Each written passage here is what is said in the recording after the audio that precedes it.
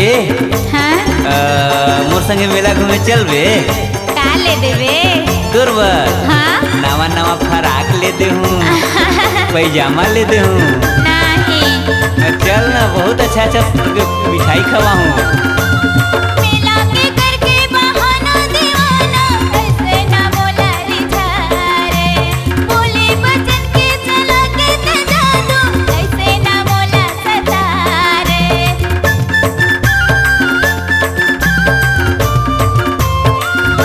मिला के करके बहाना दीवाना ऐसे ना बोला रिझारे बोले बचन के चला के ते जादू ऐसे ना बोला सतारे चार जजा चार दीवाना दे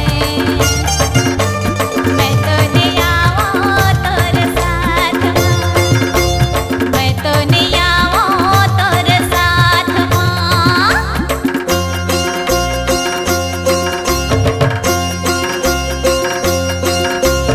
ए चंपा कली बोलना अरे चल ना तैयार हो जाया। तैयार हो ना हाँ मेला घूमे जाए बा। हाँ फुल्की खवाबे ना फुल्की खवा हूँ रहा झलुआ झूला हूँ और पानो खवा हूँ। हाँ तो चल चल जल्दी चल ना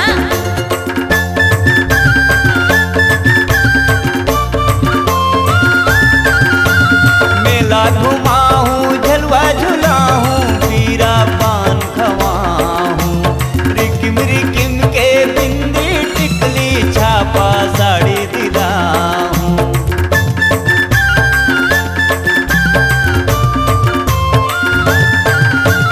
मेला घुमा हूँ झलुआ झूला हूँ पीरा पान खवा हूँ रिकिम रिकिम के बिंदी टिकली छापा साड़ी दिला हूँ। अरे यारे दीवानी तैं एगो मजाला दुयो साथ माँ एगो मजाला दुयो साथ माँ।